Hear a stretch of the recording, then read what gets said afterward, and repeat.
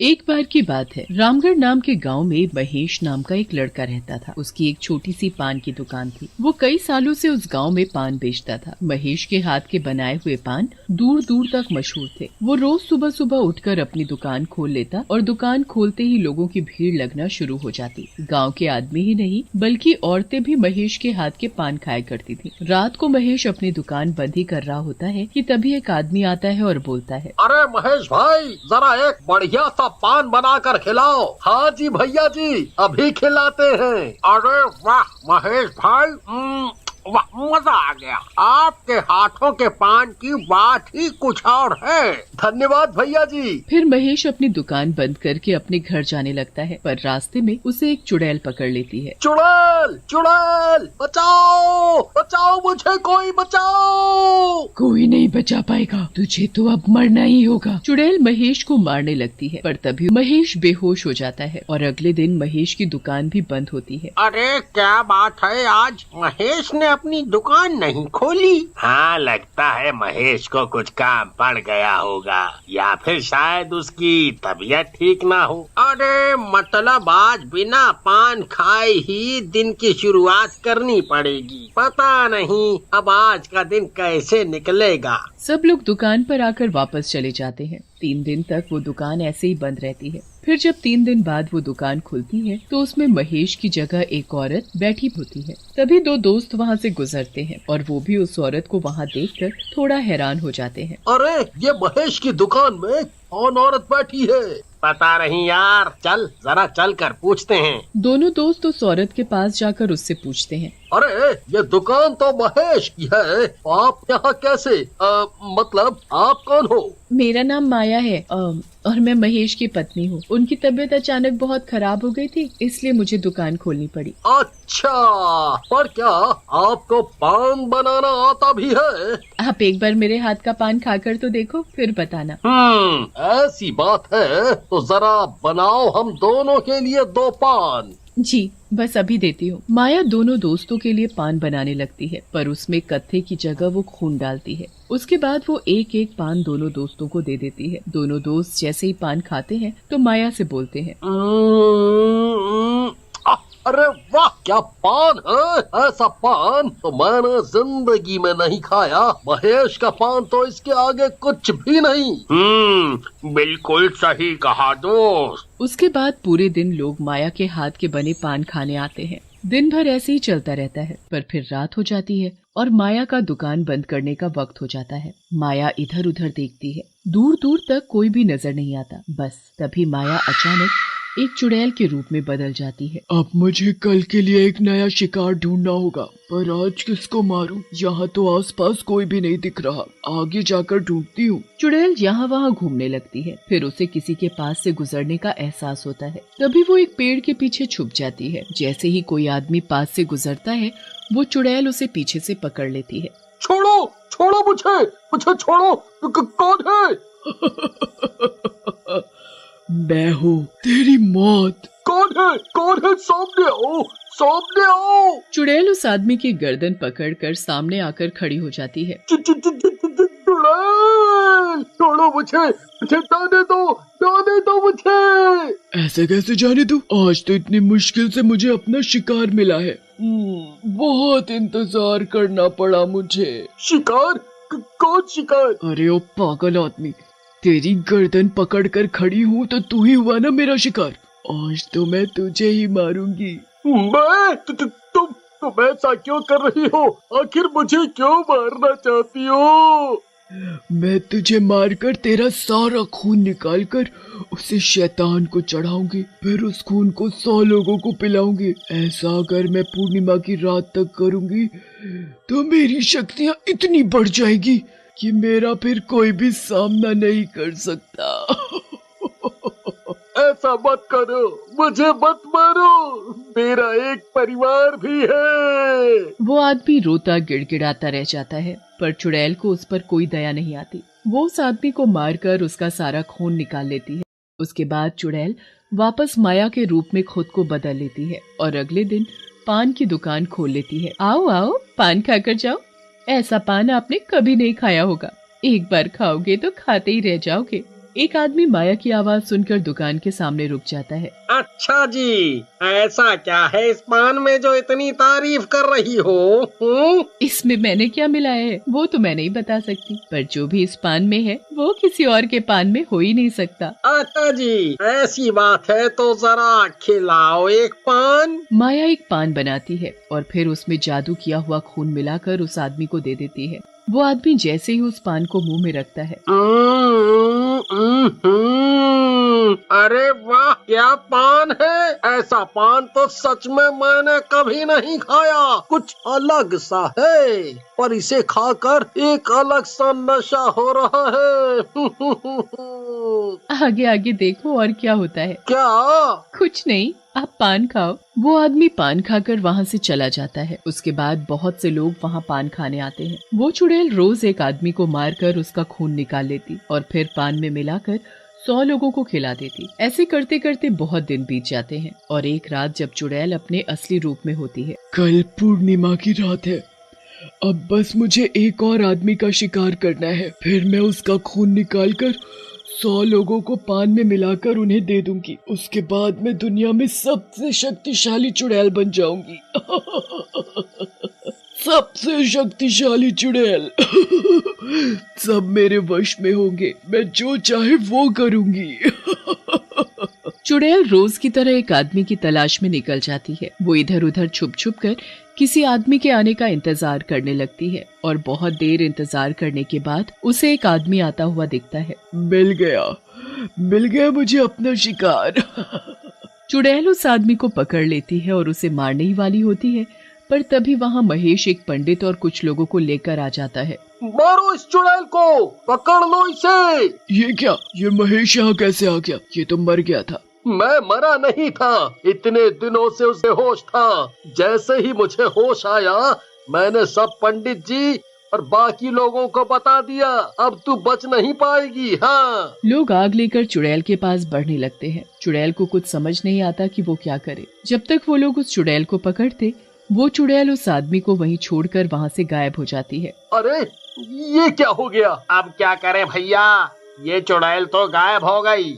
हमें इस चुड़ैल को जल्दी से ढूंढना होगा, वरना बहुत बुरा हो जाएगा। हाँ। आखिर ऐसा क्या हो जाएगा? ये मैं तुम्हें बाद में बताऊंगा, और अभी बस हमें उसे ढूंढना होगा। हाँ। सब लोग उसे यहाँ वहाँ ढूंढने लगते हैं, पर वो कहीं नहीं मिलती। वो चुड़ैल कहीं पान की दुकान पर तो नहीं गई? हमें वहीं जाना चाहिए। सब लोग मिलकर फिर उस पान की दुकान पर पहुँच जाते हैं। चुड़ैल वहीं दुकान के पास होती है और डर कर अंदर जाने ही लगती है। रुक जाओ, अब तुम्हें कोई नहीं बचा सकता।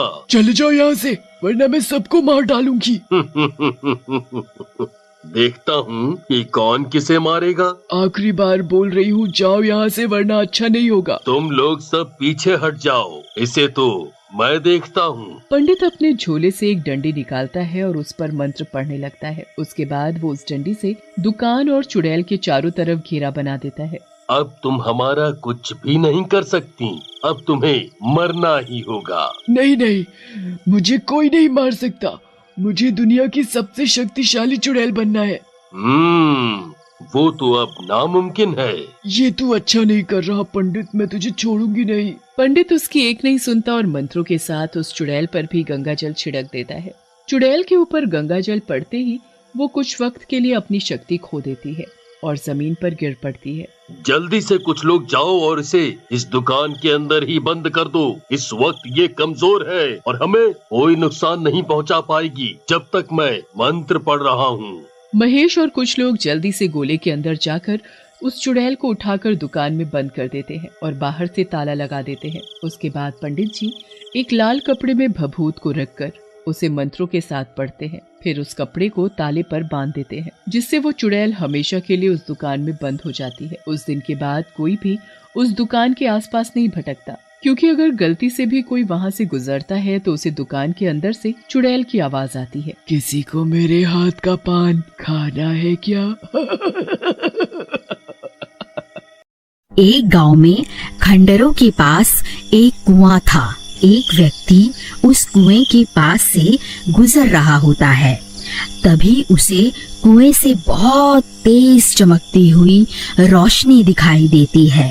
फिर वह उस कुएं में झांक कर देखता है तो उसे कुछ चमकती हुई चीज दिखाई देती है। अरे ये क्या चीज है? ये तो बिल्कुल सोने की तरह लग रही है। फिर वह सूखे हुए पेड़ की मदद से कुएं में उतर जाता है। अरे वाह वाह, ये तो सोने का सिक्का है। लगता है मेरे हाथ कोई खजाना लग गया है। फिर वह सूखी हुई डंडी की मदद से वहाँ खुदाई करने लगता है। अरे वाह, मेरा शक तो सही निकला। मैं तो सच में माला माल हो गया। फिर वह और सिक्कों के लालच में और गहरा गड्ढा खोद देता है। तभी उस गड्ढे में से एक हीरे की अंगूठी मिलती है।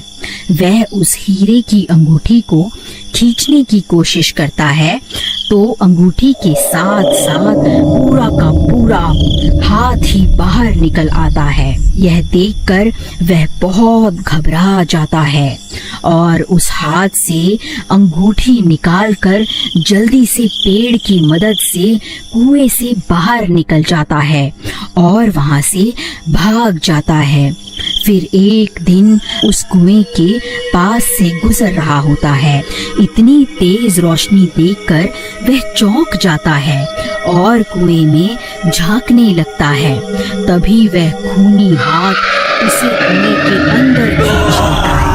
अरे कोई मुझे बचाओ, अरे बचाओ बचाओ। मेरी अंगूठी मुझे वापस लौटा दे, वरना तेरे टुकड़े टुकड़े करके खा जाऊंगा। कंकाल भाई, मैं तो सिर्फ इस कुएं में झांक कर देख रहा था। मुझे नहीं पता आप किस अंगूठी की बात कर रहे हो।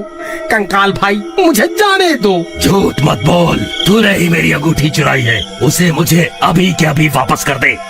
हे भगवान, अब मैं इस कंकाल को कैसे यकीन दिलाऊं कि इसकी अंगूठी मैंने नहीं चुराई। अरे कंकाल भाई, मेरा विश्वास करो, मैं सच बोल रहा हूँ। चाहे तो मेरी तलाशी ले लो। अगर तूने मेरी अंगूठी नहीं चुराई तो फिर किसने चुराई है? जल्दी उसका नाम बता। हे कंकाल जी, मुझे नहीं पता कौन कमबख्त आपकी अंगूठी चुरा कर भाग गया है। हे भगवान, आज तो बाल बाल बच गया। लेकिन वह हाथ किसका हो सकता है? अरे यार, कहीं वह हाथ किसी भूत प्रेत का तो नहीं था? हे भगवान, कहीं मुझसे कोई गलती तो नहीं हो गई? अजी, ये आपके हाथ में क्या है? अरे वाह, आप तो बड़े छुपे रुस्तम निकले जी। ये अंगूठी मैं तुम्हारे लिए ही तो लाया हूँ। अरे मर गया रे, ये कंकाल तो मुझे जान से मार डालेगा। अरे कंकाल भाई, मुझे छोड़ दो। मुझे मारने से तुम्हें तुम्हारी अंगूठी वापस थोड़े ना मिल जाएगी। भाई मुझे छोड़ दो, मैं तुम्हारी अंगूठी ढूंढने में तुम्हारी मदद कर सकता हूँ। मुझे एक दिन का वक्त दे दो, मैं तुम्हारी अंगूठी वापस लाकर दे दूंगा। ठीक है, लेकिन अगर तू एक दिन में वापस नहीं आया तो मैं तुझे सूंघता सूंघता तेरे घर पहुंच जाऊंगा। फिर वहीं तेरे टुकड़े टुकड़े करके तुझे खा जाऊंगा। ठीक है कंकाल जी, मैं कुछ भी करके आपको आपकी अंगूठी वापस ला कर दूंगा।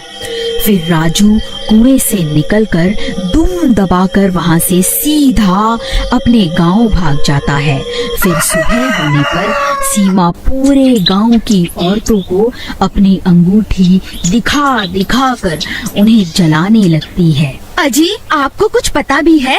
गोपी ने अपनी पत्नी को इतनी कीमती अंगूठी तोहफे में दी है और एक आप हैं जो आज तक तोहफे में एक फूल भी तोड़कर नहीं दे पाए।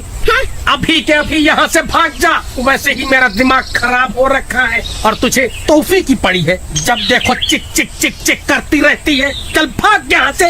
ये कैसे हो सकता है? वह भूखा गोपी तो लोगों से उधार मांगता फिरता है, भला उसके पास इतनी कीमती अंगूठी खरीदने के पैसे कहाँ से आए? जरूर दाल में कुछ काला है।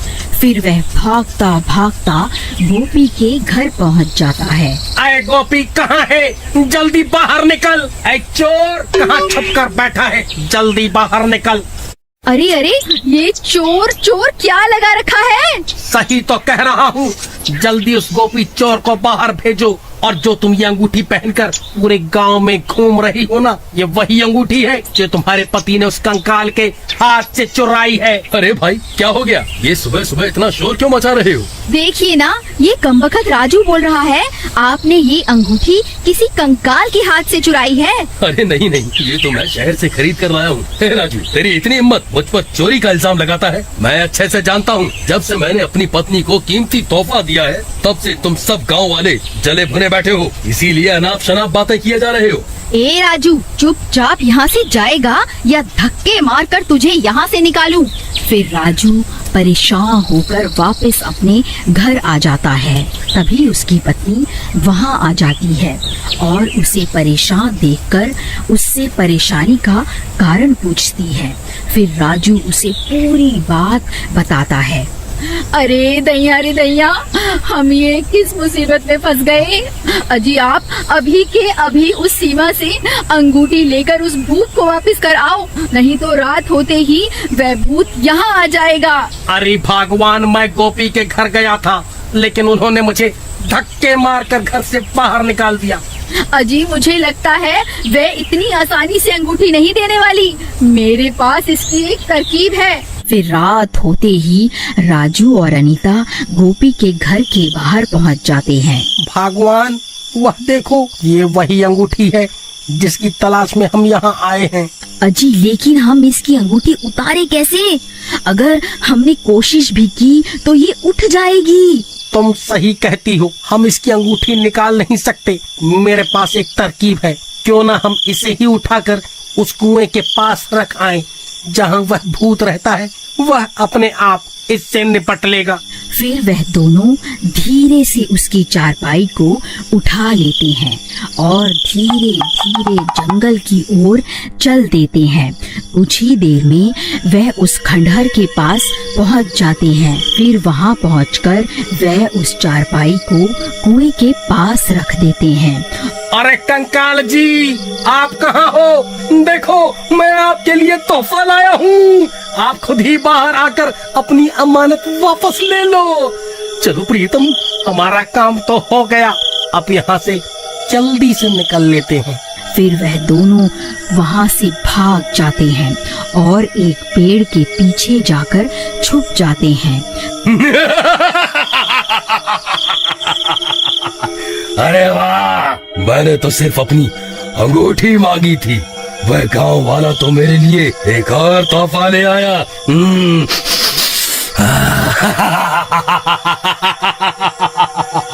हे भगवान, ये सीमा कहाँ चली गई? उसकी तो चारपाई भी गायब है। कमबख्त मेरी पत्नी को चारपाई के साथ ही उठा कर ले गया। अरे प्रीतम, प्रीतम तुम कहाँ चली गई? तभी गोपी सीमा की तलाश करने लगता है।